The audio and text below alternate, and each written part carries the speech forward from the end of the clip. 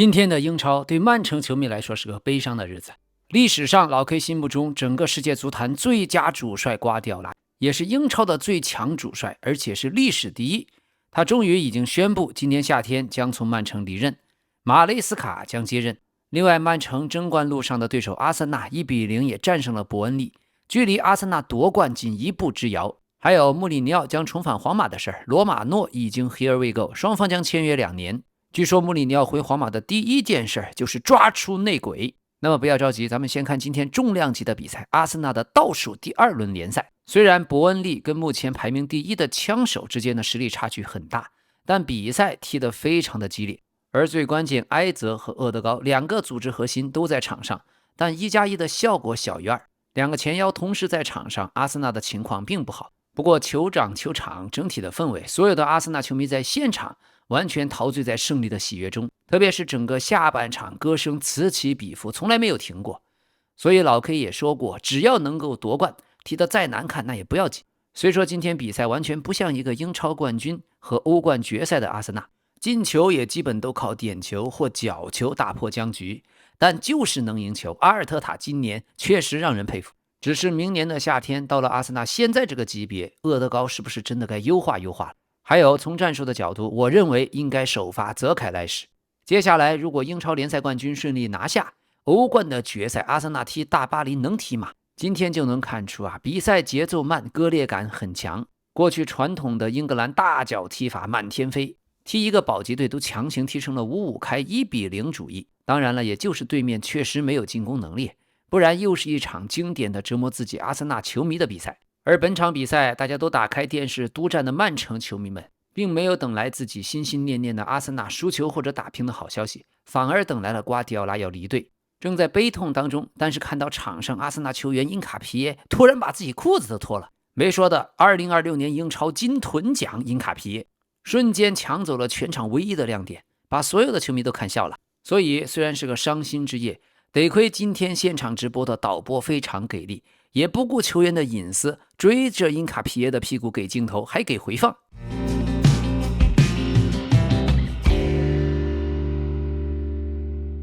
朋友們，今天上午帶着兒子參加了全加拿大最重要的一場比賽，叫 Top Rated。 今天是決賽，兒子在上半場第30分鐘被主教練委以重任，也起到了騎兵的作用，最終比賽2-0拿下，終於拿到了一個重量級的冠軍。感謝大家的支持，感謝您的訂閱，感謝您的點讚、分享、評論和熱推。所有的比賽錄像和集錦將在會員頻道播出。朋友們，感謝你們，咱們繼續。好，比賽的最後時刻，馬丁內利上場後獲得了一個半單刀，但是咱們過去曼城的老将凱爾沃克，今天他是对面伯恩利的队長，没說的，年紀都這麼大，都已經35歲了，速度仍然是頂級，直接將阿森納最快的球員馬丁內利給吃掉，生吃掉。所以為了曼城，凱爾沃克老隊長今天已經盡了全力，老跑車下個賽季只能隨伯恩利去踢英冠，這也讓人無比的唏噓。好，阿森納的比賽，老 K 最喜歡的仍然是賴斯大米先生，這個8號位踢的，全場傳球總數82次，精準傳球72次，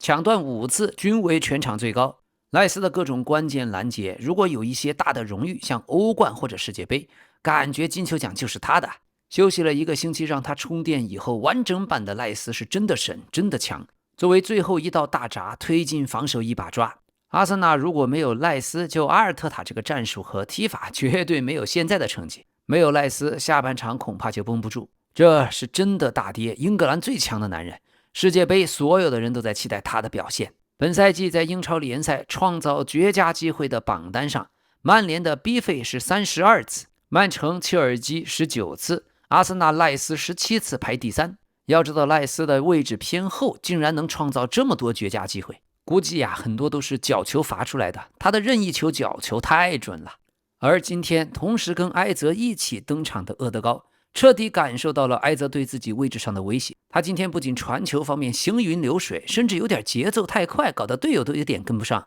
不過上下半场的表現差太遠，主要還是身體对抗問題。當下半場伯恩利壓出來，對抗強度上來之後，厄德高的失誤率就明顯增加。上半场還能全場覆蓋的厄德高，下半场就不知道在幹什麼。為數不多的幾次分球提前量太大，隊友跟不上，上半場都以為他滿血復活了，下半場發現厄德高還是過去那個厄德高。今天也是厄德高、埃澤、薩卡、哈弗茨和特羅薩德這個5人組首次同時首發。說真的，技術好的全上了，但除了埃澤，其他的效果一般。其實本賽季埃澤的數據方面，在助攻和傳球次數都不敵厄德高，但厄德高更偏是攻擊型的前場，埃澤更偏是影鋒的位置。今天埃澤的表現總體來說也比較一般，主要傳球太隨便了，踢得很有靈性，但是太隨意，所以優點缺點都明顯暴露出來。他今天一腳後跟磕球丟了球权，看得球迷气不打一處來。下半場踢得如此漫不經心，全靠賴斯在旁邊一直幫着擦屁股。而薩卡大傷回來之後，確實缺乏爆發力，缺乏速率，仿佛就只剩下了內切打一腳。但凡對面的後衛給盯住，就沒有什麼大用。薩卡本賽季很掙扎，今天的狀態也一般。上半場看着還行，到了下半場就像走地雞一樣，全場都不起速了。如果下賽季還是這個表現，那麼薩卡受傷後失去了速度，失去了爆發和變相，難堪大用。24歲的年紀就有些雞肋化。不過今天上半场助攻哈弗茨破門的薩卡也達成了英超50次助攻的里程碑，在阿森納队史上是第5多，僅次於博格坎普、亨利、法布雷加斯，並且在助攻超過50個以後，薩卡是英超歷史上達成這個數據第2年輕的球員，僅次於魯尼。魯尼當時24歲84天，薩卡今天是24歲255天。那麼本場比賽，阿森納又一次讓對手沒有射正自己。本賽季英超已經有6場沒有被射正，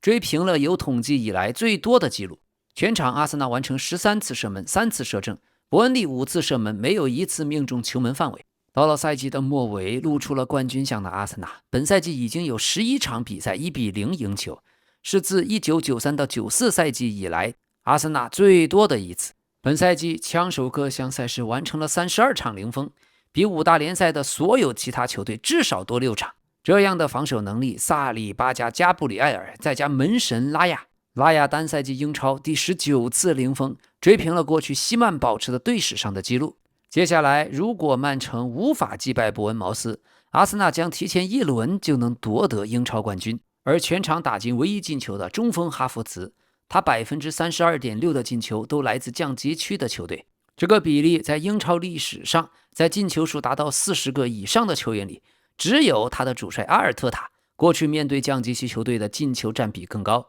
阿爾特塔是41球中有14球來自降級區的球隊，占比 34.1%。 所以這奇怪的記錄就能說明為什麼阿爾特塔這麼喜歡跟自己特點相似的中場哈弗茨，還硬把他活生生改造成中鋒。另外今天比賽中也小有爭議，下半場哈弗茨放倒了对面的烏戈舒庫，主裁判經過 VAR 確認後向哈弗茨出示黃牌。對此英超官方還給出了解釋，認為經過 VAR 檢查，這次犯規不是嚴重犯規動作。那麼比賽中仍然是在第37分鐘，咱們阿森納角球队嘛，薩卡開出角球，哈弗茨頭錘破門。距離成功的賽季，阿森納只欠1場勝利，距離偉大的賽季還差2場勝利。到了最後的最後，老 K 在去年11月份說的阿森納有點像1999年的曼聯，同時在歐冠賽場和英超賽场狂奔。到了現在就只剩2场，大家可以在評論區好好猜一猜，你覺得他們都能贏下呢，還是全都會輸掉，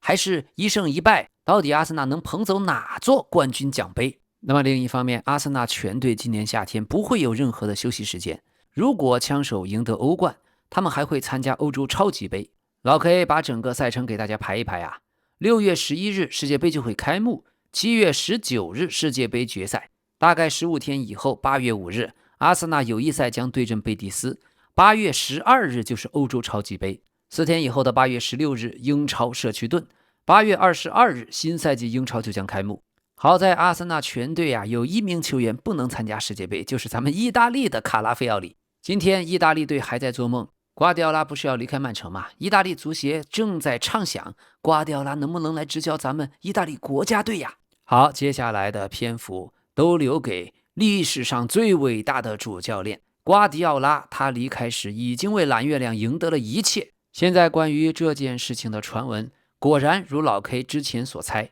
許多記者說馬雷斯卡其實幾個月前就已經同意要接任瓜迪奧拉。曼城已經正在為他的離任做準備，而曼城的球員也普遍預計他會離開曼城。各方面的消息都已經確認，馬雷斯卡將成為曼城的新任主教練。雖然瓜帥的合同還剩1年，但各種消息靈通人士都在說，在執教10年以後，在帶領藍月亮贏得了眾多冠軍以後，瓜迪奧拉將在本周宣布今夏離開伊蒂哈德。有消息說，馬雷斯卡在切爾西離任的時候，並不知道曼城的主教練席位會屬於自己，他是直到3月的國際比賽日才確定了這份工作的安排。而上周六，當瓜迪奧拉率隊擊敗切爾西，第3次贏得足總杯冠軍，當被問到下賽季是否會回歸曼城，並且衛冕足總杯的時候，瓜迪奧拉直接離開了採訪，而他自己官宣離開曼城的消息，預計就在本周日。這過去的10年，他在曼城一共是416場勝利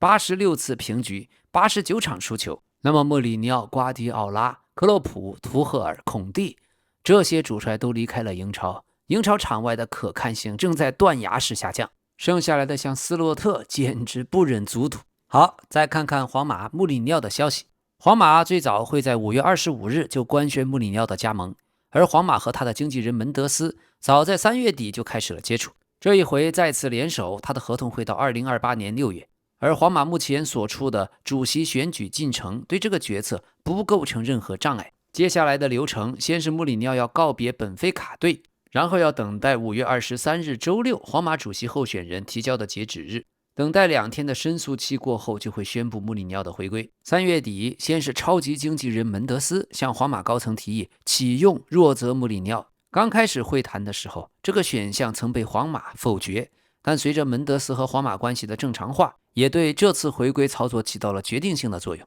目前皇馬連續6年告別了自己的隊長拉莫斯、馬塞洛、本澤馬、納喬、莫德里奇和今年的卡瓦哈爾，而巴爾韋德也已經知道自己下賽季不會再擔任皇馬球隊的隊長。還有現任主教練阿韋罗亞可能不會成為穆里尼奧在下賽季的助手。現在皇馬的更衣室衝突以後，曼聯是同時盯上了發生衝突的巴爾韋德和楚阿梅尼，意思是不管誰我總能要一個吧。這確實是一次潛在的機會，無論是最後得到全能的巴爾韋德，還是防守覆蓋能力強的楚阿梅尼，這都非常符合曼聯重建的需求。而除了巴爾韋德，下賽季皇馬隊長的人選還有維尼修斯、庫爾圖瓦和替補門將盧寧。5月18日晚上，巴爾韋德在社交媒體上向老队長卡瓦哈爾告別，而卡瓦哈爾在動態下評論道：“隊長袖標我就交給你了。”但這件事情現在由於更衣室的內亂，球員們說了還不算。好，穆里尼奧到皇馬，準備通過引入他自己信任的43歲體能教練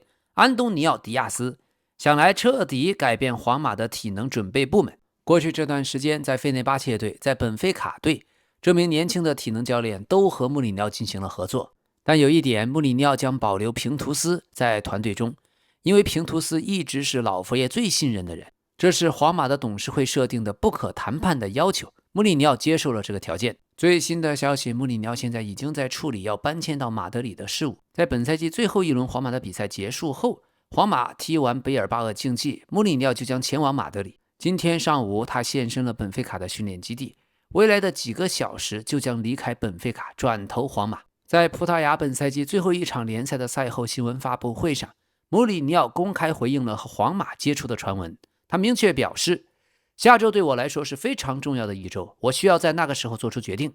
周三，我收到了本菲卡的續約提議，但我還沒有看。經紀人門德斯告訴我，這份合同非常好，但我暫時不想看它，等到周日賽季結束以後再去處理。皇馬方面，我還沒有和弗洛倫蒂諾和皇馬任何重要的人士直接對話，這一點是真實的。但我不是傻子，我知道門德斯和皇馬之間有接觸，我認為這些接觸下周就會變成和我本人的直接對話。所以穆里尼奧強調，目前唯一確定的是只有本菲卡的續約提議，並表示會利用合同中約定的幾天緩衝期來冷靜思考、冷靜分析，最終做出對自己和所有人都負責的決定。當然，這件事情穆里尼奧現在也不可能在明面上100%說我願意，一切只是個時間問題，讓我們拭目以待。現在傳出穆里尼奧想把巴塞羅那的拉什福德帶到皇馬，由於巴薩遲遲沒有決定要永久買斷拉什福德，穆里尼奧已經在考慮了，如果能夠在伯納烏重新激活這位英格蘭前鋒，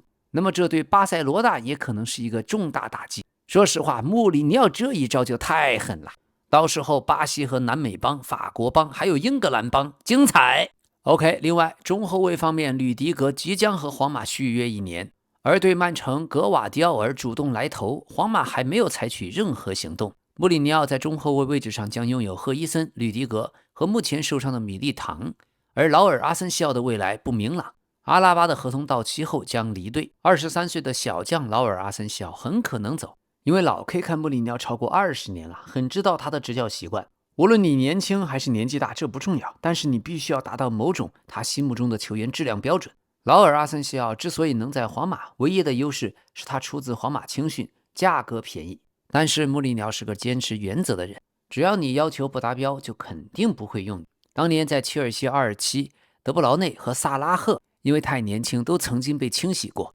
好，另一方面，老佛爺弗洛倫蒂諾又在搞事情。他認為足球應該向大家免費轉播，正在和歐足聯進行談判。但傳統運營商認為，皇馬主席老佛爺的說法只是一種空頭承諾。現在老佛爺徹底攪動了西班牙乃至幾乎整個歐洲的體育、商業和政治輿論。皇馬是過去地球上榮譽最多的足球俱樂部，所以主席的一舉一動幾乎都會成為國家層面的話題。關於提到當前的電視轉播模式，老佛爺認為足球就應該免費，就像去年夏天的世俱杯一樣。過去幾個月，這個想法一直在醞釀，現在談判已經非常接近達成結果。老佛爺正在和歐足聯談判，希望讓足球免費，並且通過公開頻道播出。而圍繞歐洲足球現代化的談判也正在推進，目標是在歐足聯現任主席切費林的領導下，重新定義足球這項運動的治理模式以及視聽轉播模式。而皇家馬德里此前曾經因為歐足聯阻撓歐超聯賽而對歐足聯提出數十億歐元索賠，但是皇馬又提出歐足聯能夠坐下來談判新的電視轉播模式的話，那麼有這個條件就可以暫停該項索賠。現在歐超項目的導師，老佛爺的核心顧問阿納斯拉格拉里正在主導和歐足聯的談判。那麼歐超聯賽的推廣方提出開發一項免費接入的數字服務，靈感來自 A22 推動的 Unify 平台，這個平台可以在全球範圍內轉播比賽，用戶無需直接付費。皇馬提出新模式，那麼通過內置廣告融資，這個方案就可以重啟歐洲足球的視聽轉播生意。相比傳統的按次付費或者訂閱模式，皇馬主張建立一個更加開放、更容易獲取的體系。據說歐足聯已經接近最終讓步，直到不久以前，要知道這幾乎是難以想象的事兒。此前歐洲最高足球管理機構在視聽轉播權分配方式上態度很強硬，但是在歐超聯賽的壓力下，歐足聯已經同意重新考慮現狀。過去幾十年前，免費的電視台曾經為球迷承擔足球轉播成本，後來隨着新的視聽平台、新的私營電視台的出現，徹底改變了電視轉播的格局。所以現在各方正在研究，由一家統一的视聽公司負責直播歐冠、歐聯杯和歐協聯全部比賽。這是一件大事兒啊，對球迷來說絕對是大好事兒。不過電信行業方面的人士目前還不相信老佛爺的說法，他們把現在的這種設想稱為空頭承諾。但是偉大的 idea， 偉大的想法，就事論事，這會非常的利好球迷，尤其是國外的遠程球迷。許多球迷每年都在體育會員花了不少錢，這個如果能成功，必須大家都得支持。而關於這次皇馬主席老佛爺潛在的對手里科爾梅，他已經表示 1.87 億歐元的保證金我肯定湊齊了，不然我也不會參選。現在他正在快速籌備，想要參與此次主席競選。這下子如果里科爾梅成功當選，穆里尼奧會不會尷尬？好，另一方面，皇馬一直在告狀的關於內格雷拉案，巴塞羅那向內格雷拉付的款項，現在西班牙稅務局已經認定，這並不是用於賄賂裁判，沒有用這個錢來收買裁判或者操縱賽事。巴塞羅那呢，一直稱這筆錢是用來購買裁判相關的分析報告，而不是操控比賽。現在西班牙稅務局加泰羅尼亞的稽查部門出具了關鍵性報告，確認從2001年到2018年，巴塞羅那累計向內格雷拉支付了超過750萬歐元，明確排除了這些錢款用於了交易裁判內部機密，或者安排裁判人選，或者篡改比賽結果的可能性，力挺了巴塞羅那的立場。而且說巴薩付款期間，內格雷拉早已不再擔任裁判一职。在核查完全部银行流水後，沒有任何資金流向了任何裁判，也沒有證據證明這筆錢影響過賽事的勝負。這件事情現在由西班牙稅務局加泰羅尼亞稽查部門給出了初步結論。不過老 K 也提醒大家，事情也沒那麼簡單，因為加泰羅尼亞和巴塞羅那的關係懂的都懂，所以沒關係，咱們繼續觀察。但是這份報告對巴塞羅那來說也給出了4項不利於巴薩的結論。第一項，內格雷拉停止擔任裁判技術委員會副主席的期間，和他在巴薩之間經济開票結束的時間存在重合。內格雷拉在2018年離任，巴塞羅那俱樂部也就是從那時開始停止付款。第二點，稅務局認為內格雷拉經常提取現金，這個情況很重要，這類資金流向可能與第三方付款有關。第三點，內格雷拉申報的內容不透明，他沒有提供任何能夠證明相關經濟活動的書面材料，也無法對這些活動做出合理的解釋。第四點，報告還提到，巴塞羅那俱樂部接受了將所收取的金額定性為無償給付接受了這種說法。也就是說，報告認為巴塞羅那承認這些款項屬於無償支付，或者出於慷慨性質的支付。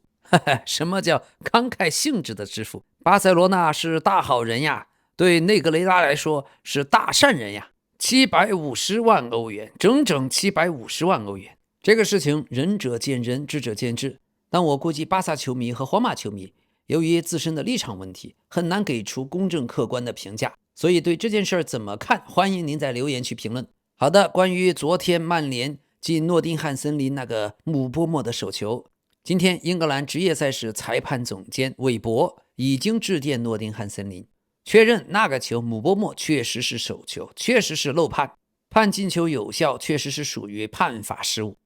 關於這件事，那麼老 K 昨天就說對了。現在身為職業比賽裁判機構負責人的韋伯已經確認，主裁判當時本應取消在第55分鐘庫尼亞的進球。好在森林隊已經拿到足夠保級的積分，無需為保級形勢擔憂。當時姆波莫的手球如此明顯，以至於當場的曼联球員都沒有馬上開始慶祝，手都把球夾住了轉身，這都不算手球，而且還有 VAR， 也不知道有什麼用。好的，今天卡瓦哈爾確認官方宣布離開皇馬，那麼咱們的9248就只剩庫爾圖瓦。銀河戰艦2期正式落幕，卡瓦哈爾過去皇馬最好的右後衛。好，輕鬆一下 ，C 羅的未婚妻喬治娜最近在戛納電影節展示了自己的金色短髮新造型，真的漂亮，還身着開衫展現傲人的身材。她和 C 羅在一起已經9年了，這段愛情長跑在去年8月宣布訂婚，預計在26年世界杯後今年夏天就會舉行婚禮。喬治娜繼續致力於她不斷發展的模特事業，這次的頭髮染成金色，一套黑色的套裝，淺藍色外套，還有那件在紐約穿過的透明蕾絲禮服。怎麼說呢？ C 羅是有福氣的，他將帶領葡萄牙出征本屆世界杯。無論結果如何，回家之後都有喬治娜相伴，讓人羨慕。好，再看看不好的消息，巴薩球員費爾明確認無緣世界杯，他遭遇了右腳第5指骨的骨折，這是在對陣貝蒂斯的比賽中受到撞擊所致。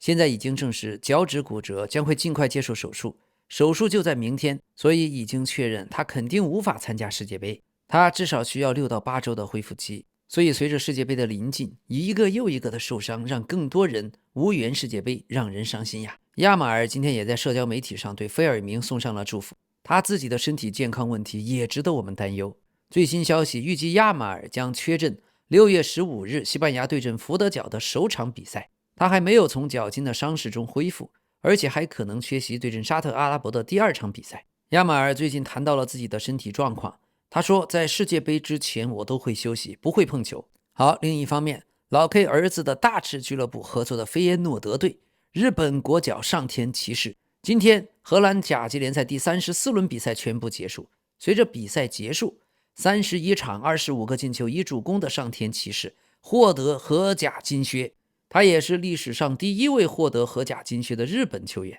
而在歐洲歷史上，在22到23賽季，日本球員古橋亨武曾經以27個進球榮獲蘇格蘭超級聯賽的金靴。上田騎士身高1.83米，在中鋒這個位置，歐洲足壇絕不算高，但他的彈跳特別厲害，總是能夠力壓後衛去爭頂。亞洲盃打伊朗隊，曾經有一次直接跳起來騎在了後衛身上爭頂，所以荷蘭甲級聯賽經常看到他的頭球搶點也是一大特點。好的，讓我們再聚焦一下巴西國家隊，名單已經出爐，最終選了內馬爾，但是切爾西的若昂佩德羅英超賽季15球5個助攻，各項賽事造了26球，竟然落選，這也確實太不公平。即使安切洛蒂你要選內馬爾，但是19歲的小將恩德里克在里昂法甲才進了5個球，你也帶。還有泽尼特隊的路易斯恩里克，在俄羅斯超級聯賽泽尼特隊全賽季只有6個進球，你也帶。就是不喜歡英超是吧？不喜歡切爾西是吧？這不帶若昂佩德罗的操作真的是讓人想不通。也許是覺得同樣的特點有了迪亚哥，有了庫尼亞，還有恩德里克，但是這個安排確實欠妥。即使你從教練角度可能覺得若昂佩德羅帶球、終結、突破、對抗都有一點，但是都比較一般，各方面的特點戰術作用不明顯確實老 K 也承認，有一些球迷就覺得若昂佩德羅有些四不像，但好歹是前場多面手這要是給法國隊德尚都肯带，我覺得就是個簡化版的哈里凱恩，這麼年輕還可以繼續進步。說實在的，安切洛蒂還是有些裙帶關係，皇馬的他就拼了命的帶。當然今天內馬爾入選巴西隊的世界杯名單，全場歡呼，全國歡呼，這也是內馬爾的最後一舞。他也將第4次參加世界杯，此前3屆合計出場了13次，造了12個球，可距離自己上一次代表巴西隊參賽已經過去了整整944天，而且在這944天裡，他僅僅參加過45場正式比賽，打進17球，送出8次助攻。不過正如巴西人所說，內馬爾就應該去世界杯，無關乎他的表現，只因為他是內馬爾。2002年，我記得羅馬里奧當時無可爭議的還是非常高的水平，但最終當年沒有被帶去世界杯。據說那一支巴西國家隊的球員中有人並不希望羅馬里奧入選，但這次內馬爾不同，在巴西隊內這次想讓他入選的意願非常有分量，他在目前的巴西隊內威望非常不錯，所以没說的，再一次向全世界展現你的力量吧，內馬爾。好，今天在大家得知內馬爾入選名單後，前隊友馬塞洛還有所有的人都非常興奮。咱們視頻裡可以看到，當電視屏幕上跳出內馬爾的名字和頭像的時候，馬塞洛瞬間爆發極其熱烈的歡呼。Boa. Vini Júnior e Neymar, vambora. Neymar. Vamos, caralho! Porra, eu sabia que ele ia, cara. Eu falei. Tirou onda, porra. 快樂的巴西足球，快樂的巴西人，從貝利到羅馬里奧，從大羅小羅到內馬爾。提醒大家，這是巴西足球王國僅存的最後一位技術大師。好，最後已經和前女友分手的維尼修斯也終於發表動態，談到了自己的前女友豐塞卡，並向對方送上了最終的祝福。他寫道：謝謝你為我所做的一切，和你在一起的每一刻和每一次學習都令人難忘。祝你在生活中一切美好，事業有成。祝你幸福快樂，我始終感謝你為我奉獻了生命中的一部分，你很好經過各方消息零零散散的這件事情，咱們也已經可以拼圖出來了。不就是維尼修斯找了2個巴西模特去伯納烏看球，被女朋友發現分手，維尼修斯還想甩鍋米粒糖，米粒糖卻專門發了個 ins 來澄清，前女友辛苦啦。前女友說自己永遠會允許自己去經歷，但是永遠別在對我不可妥協的事情上妥協。這意思就很明顯，被劈腿啦。OK， 老 K 拼了命的想給大家打造出過去天下足球的氛圍，盡人事竭盡全力，所以感謝您的訂閱，感謝您的分享、評論、熱推，也希望您動動小手指點個讚，咱們明天再見。